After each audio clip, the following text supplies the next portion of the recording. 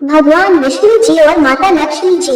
एक बार भगवान विष्णु जी शेषनाग पर बैठे बैठे बोर हो गए और उन्होंने धरती पर घूमने का विचार मन में किया।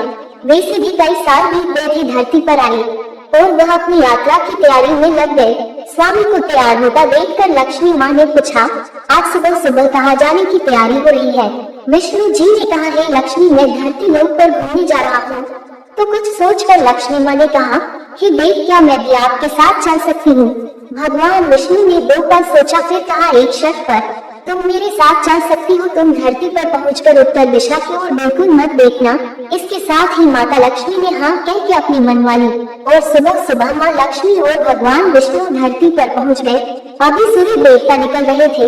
रात बरसात होकर हटी थी। चारों ओर हरियाली ही हरियाली थी।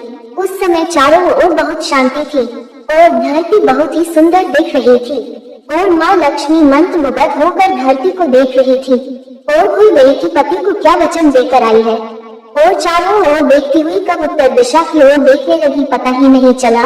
उत्तर दिशा में माँ लक्ष्मी को एक बहुत ही सुंदर बगीचा नजर आया और उस तरफ से भीनी भीनी खुशबू आ रही थी और बहुत ही सुंदर सुंदर फूल खिले थे। यह एक फूलों का खेत था और माँ लक्ष्मी बिना सोचे समझे उस खेत में गई और एक सुंदर सा फूल तोड़ लाए। लेकिन यह क्या, जब माँ लक्ष्मी भगवान विष्णु के पास वापस आई तो भगवान विष्णु की आंखों में आंसू थे और भगवान विष्णु ने माँ लक्ष्मी को कहा कि कभी भी किसी से बिना पूछे उसका कुछ भी नहीं लेना चाहिए और साथ ही अपना वचन भी याद दिलाया। माँ लक्ष्मी को अपनी भूल का पता चला तो उन्होंने भगवान विष्णु से इस भूल की माफी मांगी। तो भगवान विष्णु ने कहा कि जो तुमने जो भूल की है उसकी सजा तो तुम्हें जरूर मिलेगी। जिस माली के खेत से तुम नए बिना पूछे फूल तोड़ा है, यह एक प्रकार की चोरी है। इसलिए अब तुम 3 साल तक माली के घर नौकर बनकर रह, उसके बाद मैं तुम्हें बैकुंठ में वापस बुलाऊंगा। माँ लक्ष्मी ने चुपचाप सर झुकाकर हाँ कर दी। आजकल की लक्ष्मी धुने थी और माँ लक्ष्मी एक गरीब औरत का रूप धारण करके उस खेत के मालिक के घर गई। घर क्या एक झोपड़ा था और मालिक का नाम माधव था। माधव की बीवी, 2 बेटे और 3 बेटियां थी। सभी उस छोटे से खेत में काम करके किसी तरह से गुजारा करते थे।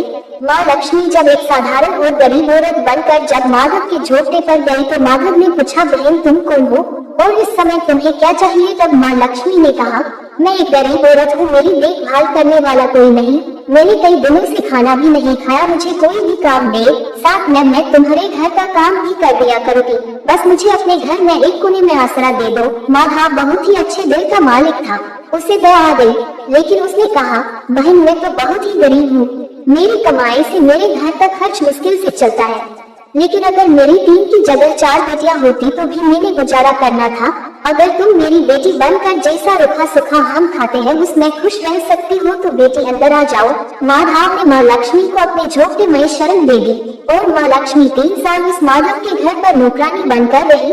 जिस दिन माँ लक्ष्मी माधव के घर आई थी उससे दूसरे दिन ही माधव को इतनी आमदनी हुई फूलों से कि शाम को एक गाय खरीद ली।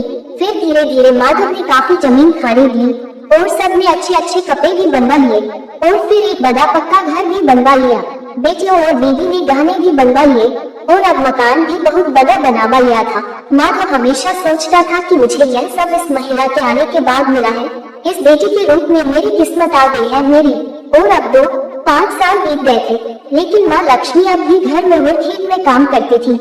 एक दिन माधव जब अपने खेतों से काम खत्म करके घर आया तो उसने अपने घर के सामने दीवार पर एक बेबी स्वरूप गहनों से लगी एक औरत को देखा। ध्यान से देखकर पहचान गया, अरे यह तो मेरी मुंह बोली चौथी बेटी यानी वही औरत है, और पहचान गया कि यह तो माँ लक्ष्मी है। अब तक माधव का पूरा परिवार बाहर आ गया था और सब हैरान होकर माँ लक्ष्मी को देख रहे थे।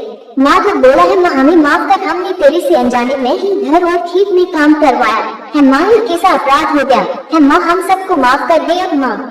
लक्ष्मी मुस्कुराई और बोली, है माधव तुम बहुत ही अच्छे और दयालु व्यक्ति हो, तुमने मुझे अपनी बेटी की तरह से रखा, अपने परिवार के सदस्य की तरह से। इसके बदले में तुम्हें वरदान देती हूँ कि तुम्हारे पास कभी भी खुशियों की और धन की कमी नहीं रहेगी, तुम्हें सारे सुख मिलेंगे जिसकी तुम हकदार हो। और फिर माँ अपने स्वामी के द्वारा भेजे रथ में बैठकर बैकुंठ चली गई।